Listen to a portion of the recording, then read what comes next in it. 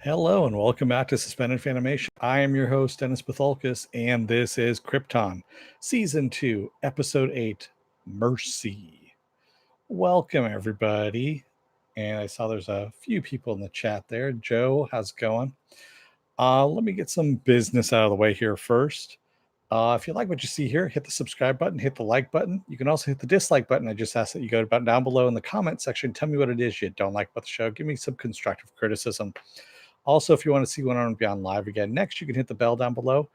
If you've already hit the bell, don't hit it again. It will unclick it. You can go into the bell settings and get as many or as little notifications as you want. If you want to see when I'm going to be on live next, you can see my schedule on suspendedfanimation.com. I also have that same schedule mirrored on my Facebook page as well. I have a Twitter, I have an Instagram, and I also have a Patreon. But of course, I don't have any tiers set up yet on the Patreon account. Hey, Joe. Yeah, so with that said, let's get into this a little bit, huh? Spoiler alert, I am going to spoil the shit out of this episode. If you have not seen the episode, go and watch it and come on back. This will be a video. You can comment down below in the comment section. Thank you, Viking Bitch, for the paddle. Not the greatest of episodes this week, but you have to build a little bit on the story, and something happened that I kind of figured was going to happen. So it wasn't rocket science or anything like that. You could totally tell that's where they were going with it. So let's get started. So we start off with Lyta and Seg walking through Kandor. So the other thing I kind of figured out was Kandor is kind of like Gotham City on Krypton. That's pretty much what it is. It's got some lawlessness to it, as well as it's always in perpetual darkness from what it looks like. So Lyta and Seg are walking through Kandor, and they're making up stories about passing couples, and really they're talking about themselves. And Seg wants to run away with Lyta to Kryptonopolis, which I guess is kind of like Metropolis in a way, and live together. And she's like, "Are you serious?" He's like, "Yeah, I'm serious." And so they take off in a skiff, and she goes, "Well, where are we going to work?" And he goes, "We'll figure that out as we go along." Do they have a super Batman? No, they just have a regular Batman. That's all. That's it, Joe. So he brings her to this really nice place, and she goes, "Wait, what are we doing here? We don't have jobs. We don't have any money. We don't, you don't have a title, that kind of thing." And he says, "Yeah, this is, she goes, are we going to have to leave when the owners come back?" And he goes, "No." And he shows her this, "Not as long as I have this," is what he says. And he pulls out a binding bracelet. And it happens to be her mother's binding bracelet. And she goes, "Where did you get that from?" And he goes, "Oh, well, you had told me that your mother would hunt us down. And instead of having the Sagittari attacking us, I figured I'd go and ask for your hand in marriage," kind of thing. And I'm kind of persuasive guy. And she agreed with me, and she gave me the binding bracelet. So she's really happy about it. And, he asked her to marry him, of course, and she accepts. And, Jaina also ends up getting into this as well. She shows up, and you could tell it's kind of a dream, but we don't know exactly what the hell's going on. So in the meantime, we see Seg and Nyssa are in the fortress, and he's just been searching for Brainiac's ship using the fortress's scanners, because that's the only thing that can scan deep space. And Brainiac's ship has gone beyond their capabilities. And Nyssa just tells him to stop. He's been at it for hours, just to stop. And he goes, "I'm not going to give up." And she goes, "Yeah, we're not going to give up, but you need to stop right now and take a break. He's gone. We're going to find him," is what she says. "I'm not going to stop." And Nyssa suggests, contacting Val. And Seg says, "Well, communications, we haven't been able to get in contact with Wexler." And they hear some noise at the entranceway to the fortress. And who is it but Jaina and Dev? They've come back to the fortress there and asked what's going on. Yeah, Jaina would never have given her consent for them to marry. Yeah, that's obviously a very big fantasy. I agree with you, Penn. Excuse me. In the meantime, there are problems keeping Doomsday in a suggestive state. because he has been exposed to every single known drug to Krypton kind. And the scientist tells Zod this, and Zod's like, "Oh, he's been exposed to every single drug here. What about drugs that have been produced on other worlds?" And she goes, "Well, yeah, if you got something, let's try it." And he goes, "I've got something that actually puts the user or the person under a dreamlike spell. It gives them a fantasy that they like." Sipping vodka again, I wish at this point. Um, and he brings her over to this plant called a black mercy. And we also find out that it's from another world, and Lyta is actually in its thrall. She's got it growing in her nose, her mouth, it's all over her. Plus, her skin has black veins and all that stuff going on. And yeah, she's been under that spell for a while now. And that's the real Lyta, the one that got killed on Wexlor, is a clone. Dun, dun, dun. Hey, I called that one, but so did pretty much everyone and their mother, because it was very, very obvious that that was a clone that got killed. And it was basically a somatic condition clone. Somatic conditioning, I believe, is going to be the MacGuffin for a lot of things on this show. I'm sorry that Krypton is not that good. No, it wasn't that good this week. Yeah. We need to get Tiny Lobo back and see if he can inject some, well, I don't know what, but something into it. And you know what? My lack of enthusiasm is probably going to bore the socks off of some of the people that are watching this, but sorry, that's one of my favorite quotes from someone from a couple episodes back that actually said that your lack of enthusiasm bores the socks off of me. And I'm sorry, man, but sometimes these episodes are pretty bad. You know, sometimes they're really good, like last week's was good, but sometimes, yeah, it's sci-fi, man. Sci-fi, especially when you're watching stuff like that's happening on Amazon and Legion and things like that, that set the bar a little bit higher. It's kind of hard to come back down to earth sometimes with shows like this that try, but don't try every episode, shall we say. Anyway, back to it. So Dev lets everyone know that Zod has completed his fleet and is going to attack Wexlor. And they devise a plan, of course. So they can't, of course, contact Wexlor because the bridge is down, the elevator is down. That has cut all communications. And so Val's not going to know that the attack is coming. So they devise a plan in order to get in to the shipyard, destroy the fleet, and hopefully get out of there as well. Because as luck would have it, Seg and Kem used to actually go into that area quite a bit when they were stealing from different guilds and giving to the poor people.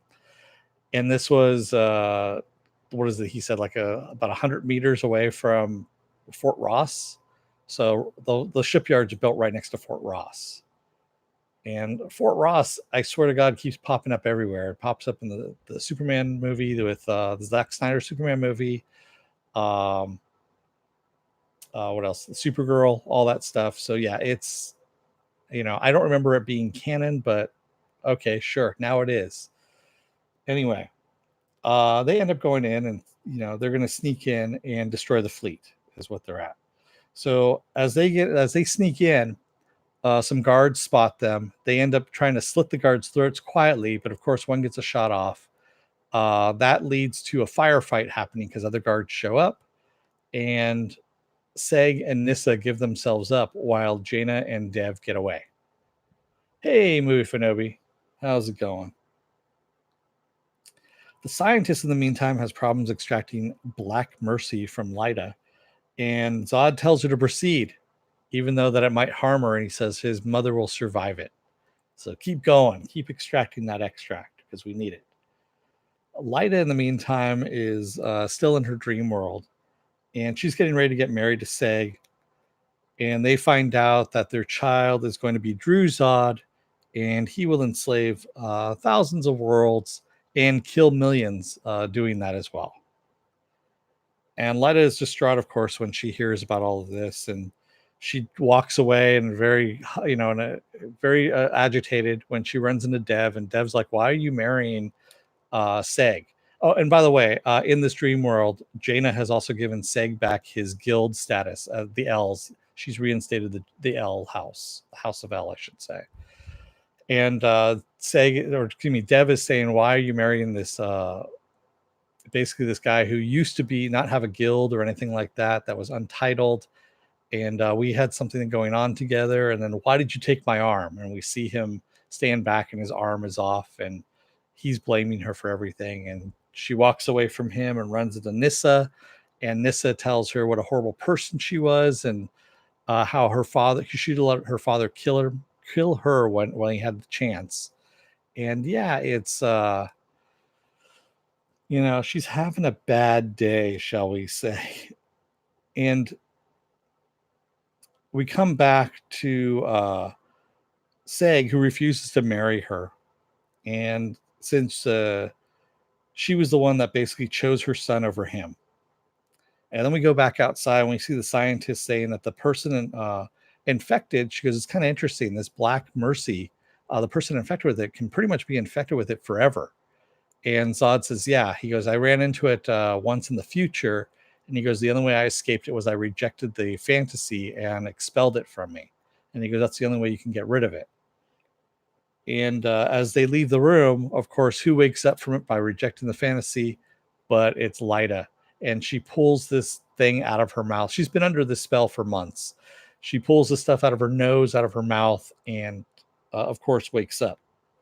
A guard comes in because he hears the commotion and just wants to see what's going on. And Lyta is trying to take him down. Doesn't work.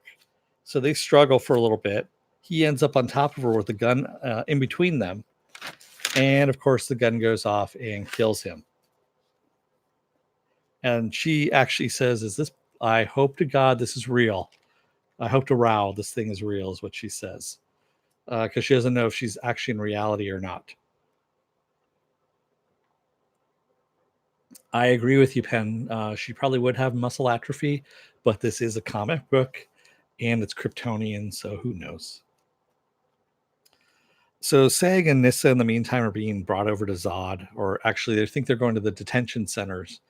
And Seg just starts talking shit to the Sagittari that are leading them there. He goes, you know what? He goes, I can lead you to the detention centers. I know how to get there. It looks like you're lost, and we've been walking in circles for a little while. And the Sagittari basically says, oh, we're bringing you to Zod himself.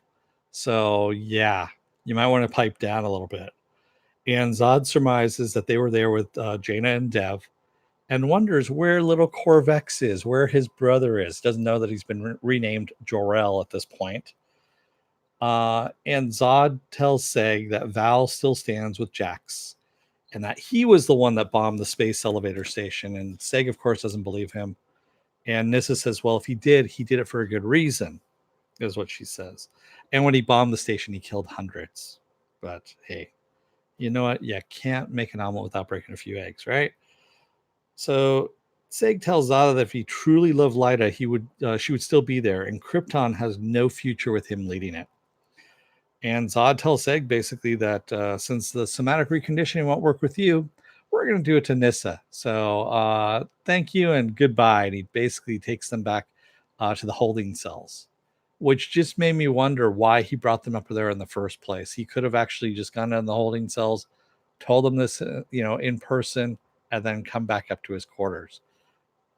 Anyway, it was a lot of, it kind of reminded me of the first season a little bit when there's a lot of walking in hallways. And that's what I was getting, was they just needed to kind of pad the episode a little bit with a couple more minutes. And that was what we were doing, was walking the hallways. But it was funny to hear Seg talk shit to the Sagittari, and the Sagittari basically just going, yeah, buddy, you don't want to be in this situation right now because you're coming to Zod. So Jaina and Dev end up getting caught by some Sagittari soldiers, which I thought was kind of interesting considering that they've avoided them all this time. And suddenly the Sagittari get killed by Lyta, a very weak Lyta at this point, and she collapses, and Jaina is very surprised to see her.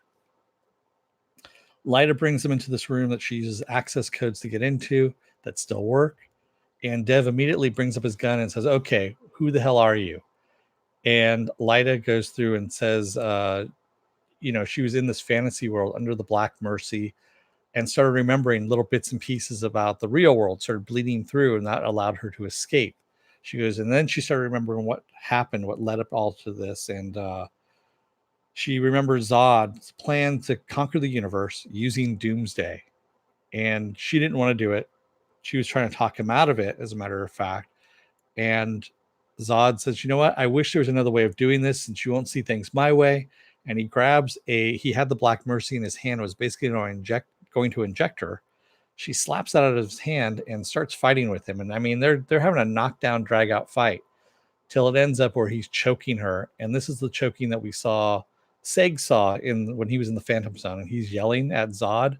And Zod looks over his shoulder because he can hear Seg yelling at him from the Phantom Zone from the past, which was kind of interesting. And that ends up leading Lyta to get knocked out, not get killed.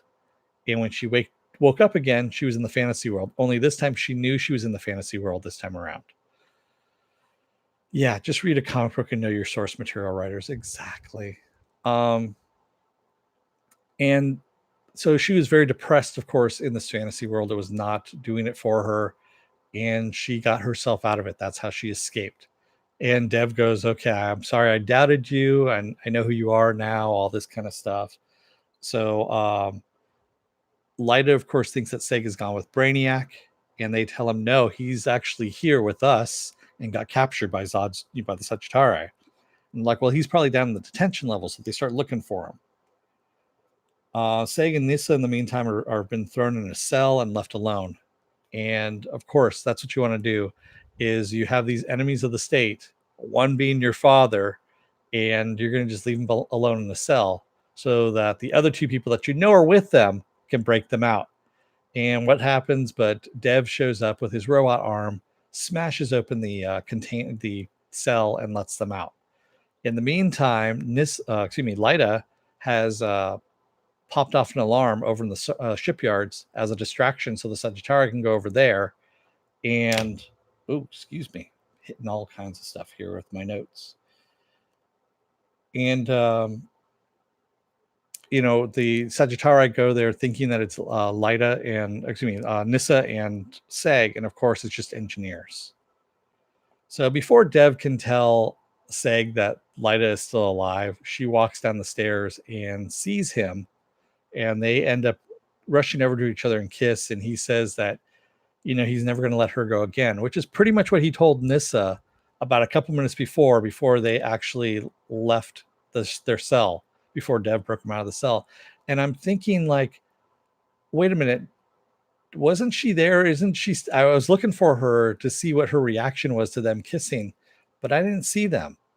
And yeah, I don't know what's going on. In the meantime, Zod vows to destroy Wexthor, and then he sees that his mother is nowhere to be found, that she has escaped the Black Mercy. And that's where we leave off on this episode. And like I said, not the greatest of episodes. Oh, and also they have controlled Doomsday's mind using the Black Mercy at this point too. So now Doomsday is under Zod's voice control. So they actually got that to work. But yeah, and he's going to use Doomsday, of course, on Wexthor to destroy the rebels that are up there. Heard a rumor that Krypton will be canceled. That's pretty much every TV show out there except for the Amazon shows, which get an automatic 2 seasons. Yeah, I don't know. Until I actually see something coming out in the news that they're actually doing this, that they're going to cancel it, who knows? It's SyFy Channel 2. You don't know what's going on because the writers don't either. Yeah, it's on SyFy. Exactly. I agree with you. What was that thing in Lita's mouth? That was called the Black Mercy. That's what that was called, Juan Sands. It was what was controlling her and making her think that she was in Kryptonopolis with Seg and getting married to him and all that stuff. Staining from the psychic coma plant. Oh, yeah. All that black stuff on her face was, she'd been under it for months. The show makes it up as it goes. Sometimes it does. Like I said, they lost the person who was creating this and Goyer, and because Goyer's gone off to go and write movies and stuff like that, he's not sticking around for a TV show. And that's what happens is you just end up, when you lose the creative talent, the person who's actually thought about what they're going to do with this, and they don't leave a Bible behind, or a TV show Bible, if you will, as to where the story is supposed to progress. Things go off on their own with more mediocre writers. That's all I'm going to say on that. Penn Farm Girl says Leto was in dream prison for months. She would have had serious muscle atrophy. They did good at first showing her fall and crawl, but then they screwed up by having her beat the crap out of the guard. Well, yeah. And like I said, who knows? It's a comic book. So who knows exactly what was going to happen there. What else do I have here? Yeah, that's pretty much comics are cheap, but then Hollywood. Yeah. Man, I want to see more from this show, quite honestly. I know we're not going to get it. It's sci-fi, and there's potential for this show. There really is. There really is some potential if you have someone at the helm. Unfortunately, you have a lot of how should I say this? If you're on the ship, you have a lot of deckhands, but you don't have any captains. And that's what's going on with this thing. There's a lot of deckhands, but no captain. A lot of swabbing of the deck, but no steering. No one set a course for this thing. So it's going wherever the wind blows at this point.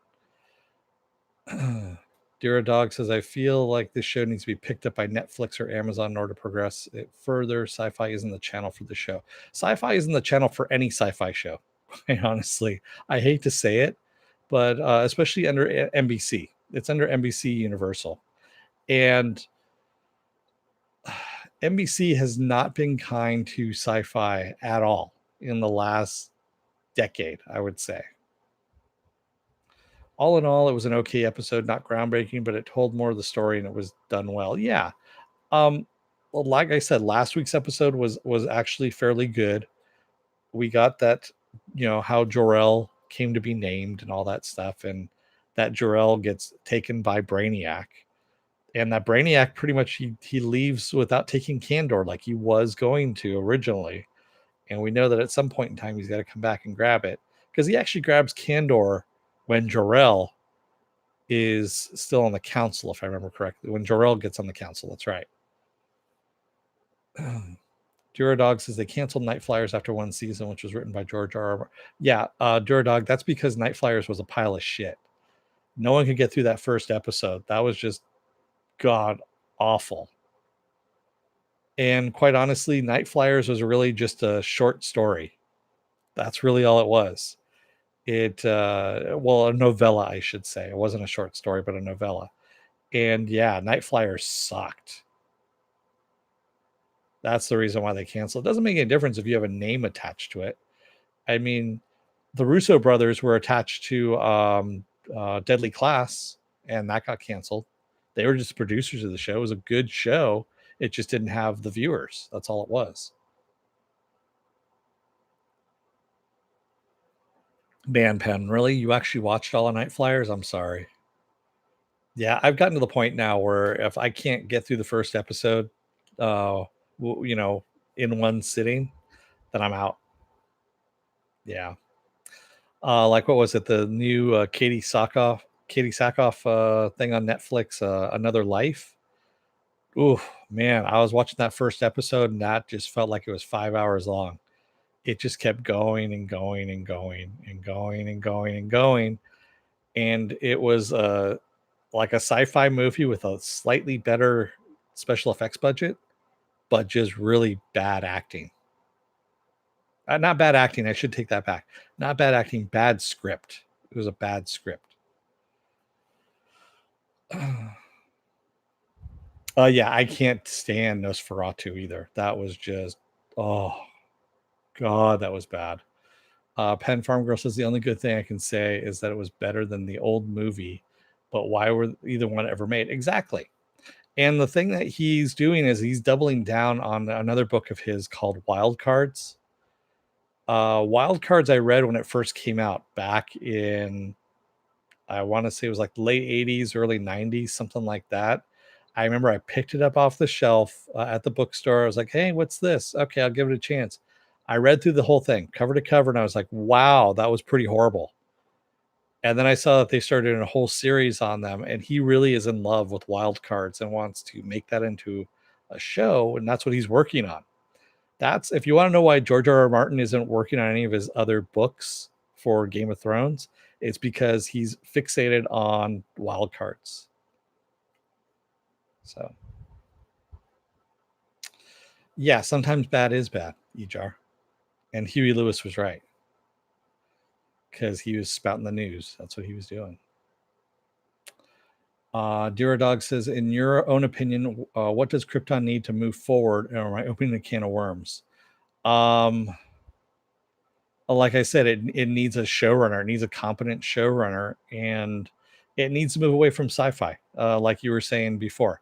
It really does need to move away from sci-fi just so it has a budget and also has someone that's actually a fan of Superman.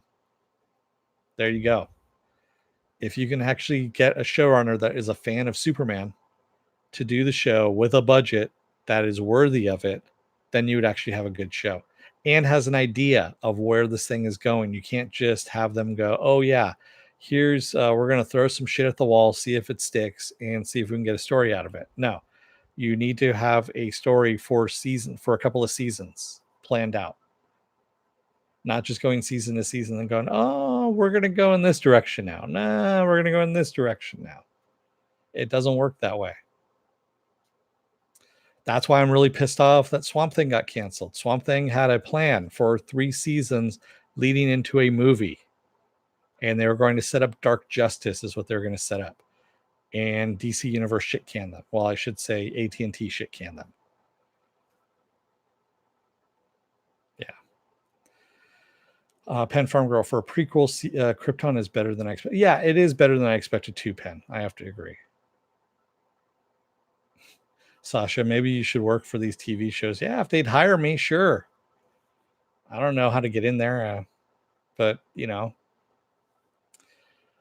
And quite honestly, there is enough comic book material out there. All they need to do, and it's actually storyboarded out because you know they draw those kind of things too. They're all storyboarded out. If you watch Watchmen that Zack Snyder did, he had the easiest job in the world because it was already storyboarded out for him. All he did was copy the comic. He did it soullessly, so it didn't have any soul to it, but he did copy the comic. And he also changed the ending, but still. Granted, the squid thing at the end is a little bit weird. Dear Dog says, that surprises me given the showrunners, when interviewed in season 1, states they had a 7-year plan for Krypton. Really? Wow. And the thing was, Dear Dog, I actually said that this show is probably going to run for 7 years. I didn't know that they actually said that they had a 7-year plan. So that's actually kind of funny. Oof. Yeah. You could be a technical advisor. True, but yeah, it's hard to get into that unless you know somebody. Ejar says, I think that there's a greater conspiracy there with Swamp Thing. Yeah, it was the money, Ejar. It was totally the money. $85 million, and they're expecting to get half of that back. That's the reason why. And they spent that money without telling anybody. They just went for it and thought that they could get away with it. That's the reason why. Yeah, you don't spend $85 million on a fledgling streaming service that has less than 1 million viewers. There's just no way in hell. I did the numbers. I ran the numbers. If you go back to one of my, if you go back to the Swamp Thing, why Swamp Thing got canceled video that I did, it's under, if you look under my podcast, you'll see Swamp Thing there, and it's under Swamp Thing. And I actually broke it down by the numbers. Give them cocaine and you're in. Yeah. Yeah. But see, then I have to bloat up their ass, and I really don't want to do that. I don't need to butt chug people to get a job, you know. Dear Dog says, I think that their idea was to introduce more multiverse characters and use Krypton as an open book to explore DC characters that hasn't been explored cinematically. And the thing is, that would be great if they were at a channel that actually had money to spend and willing to spend, like at Amazon. Netflix does not have the money, by the way. So you're looking at probably Amazon, maybe even Hulu. I would have said DC Universe too, but it looks like they're going to be restrictive as well. So yeah, Amazon's the only one that's got some money right now, and Disney Plus. But Disney Plus is only playing with their stuff. Oh yes, I've seen The Boys, Dear Dog. I'm actually covering it on Saturdays. How does Hulu make more money than Netflix? Because they're owned by Disney. They're Sasha. They are 50% owned by Disney. The other 50% right now is Comcast, or God, I can't remember who Comcast is owned by now at this point. And Disney has a deal with Comcast that they're going to run things right now. And in 2024, I believe it is, they have an option to buy out Comcast's share of Hulu, and then they will have sole ownership of it. So they'll have that, and they'll also have Disney Plus, and also ABC. ABC, yeah. And thank God they finally canceled Agents of S.H.I.E.L.D. I thought that show was never going to die, but they finally did. I wish they'd listen to everything I say, Joe. It just, it doesn't happen that way. Or you can make a weapon of mass cancellation to be used by an opposing network. Yeah. Yeah, Joe, I agree. Disney is a monster that keeps growing, and it's going to keep getting bigger. Duradox says at least the next 2 Krypton episodes look like they will be a doomsday fest. At least the next one is. I don't know if the one after that is going to be. It'll probably be in the aftermath, so it'll be in a lot of scenes and hallways. Even on Wexlor, man, they had hallways on Wexlor. They look like caves, but they were still hallways. And yeah. Anyway, Disney equals Hydra, maybe. But yeah, excuse me. As I said before, there's a book out there called The Last Days of Krypton that Kevin Anderson, I believe, is the one that's the author of it. If you guys haven't read it, go and find it and read it. It's actually a good book. It's pretty thick. And that is, I believe, if I remember correctly, it's been a while since I've read it, is the basis of Brainiac destroying Krypton kind of thing in that book. That has, gained a lot more popularity in the comics and stuff lately. I mean the last 15 years. Comics, usually when you say lately, it's usually the last 10 or 15 years, because that's when things take a little while to get hold and become a trend. Well, no, Dear Dog, they actually just they use the hallways. It's the same hallway. They just decorate it differently. Why do you seem extra surly tonight? I don't know. Maybe the episode kind of irked me a little bit. I'm always irked when they take a property like Superman, and it's not even a Superman show. It's a Superman show without Superman, is really what this is. And then you kind of half-assed it a little bit by not giving it the money that it needs. Your creative talent, who supposedly knows where they wanted this thing to go, has left and has gone off to go and do movies. That's David S. Goyer. And the people that are left aren't the greatest showrunners in the world. So that's why, I believe. It's all that kind of stuff kind of added up to it. I'm not saying you need to have every single episode be awesome, but you need to less is more. I'm liking the shorter seasons that DC Universe has with 10 episode series here or a 13 episode series. That's perfect for a live action series. You don't need to go more than that. You can spend as much money as you want on those 10 or 13 episodes and get as much story out of them as you need. Especially if you don't have a lot of story to work with to begin with, you don't want to add extra episodes in that are going to pad things. That's what ends up happening when you do network TV and you're doing 26 episodes for a season, like the CW, where you get Arrow, where the term talking in hallways came from, was from Arrow. The Flash has become talking in hallways as well. Supergirl does a better job of it, but they still have some talking in offices, is what they have going on. Have you had your din din? Did you need a light snack? No, I'm good. Jar. I've eaten. Yes. Yeah, exactly. Superman has been around for since 1938, and if you can't get it right, yeah, you shouldn't be doing it. Dog says, I feel the first two episodes being on location away from the studio was a welcome change. If the studio show goes ahead for season 3, they should explore more non-studio locations. Completely changes the look. Yeah, they need to go outside a little bit more. I agree with you. They really do.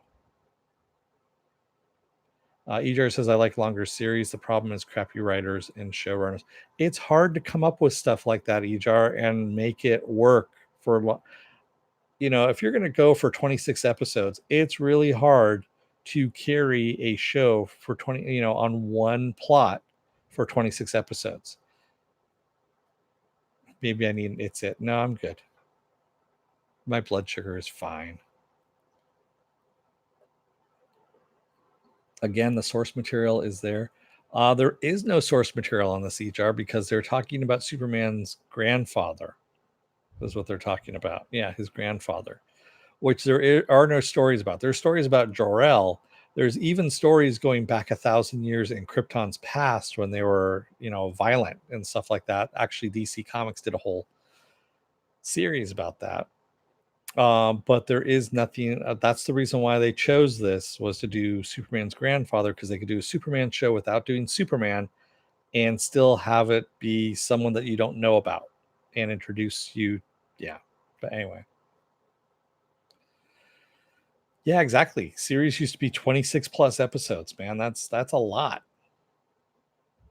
And writing is harder on longer episodes, and you get better condensed into 10 13 episodes per season. I mean, look at Netflix, the Netflix Marvel series. Even those were kind of pushing it a bit when they were doing 13 episodes sometimes. I liked it better when they had gone, when they were getting ready to get canceled there and they moved them down to like 10 episodes or 8 episodes, that kind of thing. Again, it compacted the story, it made it move much quicker, and it tightened up everything. And that's what you need. It's all about the writing. And again, your villain. If your villain sucks, that's the reason why Krypton is actually palatable, is because of Colin Salmon as Zod. He is fucking awesome. He's a great actor, and he chews up a lot of scenery. And also the guy who plays Brainiac, I can't remember his name right now.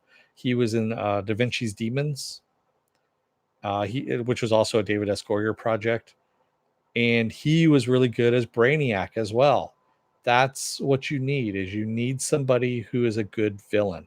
I'm actually kind of surprised they got 2 good villains, season 1 then season 2. That's one of the things you need to have in order. If you're going to do a superhero show, you need a good villain. Or if you're going to do a supervillain show, you need to have a good writer. And that's where Legion comes in, because Legion is all about the building of a supervillain. Thoughts on the first look for The Witcher? I honestly, I don't remember it, tell you the truth, Dog. When it comes out, I'll take a look at it. But yeah, I watched so much, I can't remember what I saw and what I didn't. Exactly, Joe. The old black and white TV show cared about the character more. I agree with you. Hey, Black Raspberry Production. Zod is great because you see his motivations. Yeah. And that's the whole thing, is he doesn't want the planet to explode. He is all Krypton centric and wants Krypton to thrive and stay intact. And that's the reason why he wants to defeat Brainiac. Yeah, and that's why he's doing everything he's doing, is in order to save Krypton. And also, he just has really, I think, like abused, battered syndrome, battered child syndrome going on, and wants to take over everything before they take over Krypton.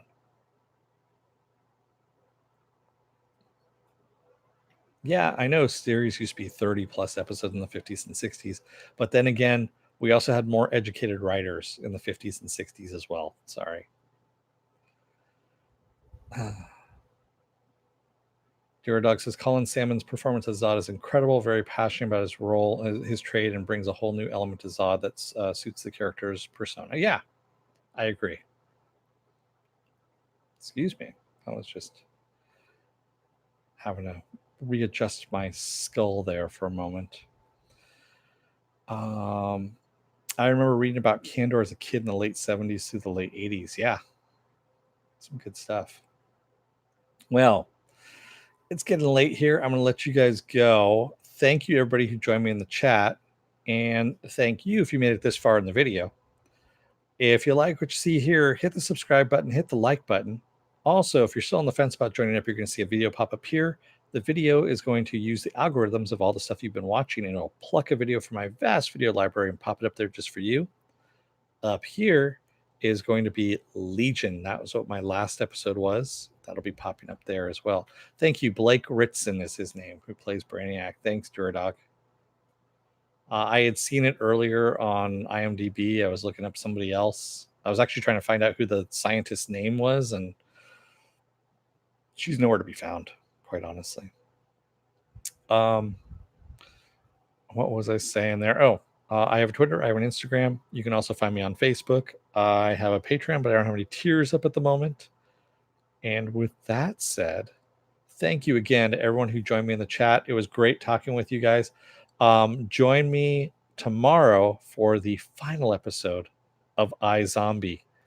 And Friday is going to be the final episode ever of Swamp Thing. It's both, iZombie and Swamp Thing are going to be ending forever. Saturday is going to be Saturday Morning Blast Off, of course. Saturday afternoon is going to be The Boys, episode 2. Sunday is the season premiere of the final season of Preacher. And Monday, of course, is Legion. Thank you, everybody. She's an Irish actress. Is that what you're saying, Dear Dog? Yeah, they haven't really named her either in the series. I don't know if Zod. I think Zod may have said her name way back in the first time she showed up, but I can't find her. That's right. Sunday. Thank you, everybody, and thank you for watching. I'm going to let you guys go. Have a good night, and don't let the door hit your ass on the way out. Otherwise, you may find out that your son has actually slipped you the Black Mercy just because you didn't agree with the way things were going and how he wanted to take over the galaxy. Thanks, everybody. Good night.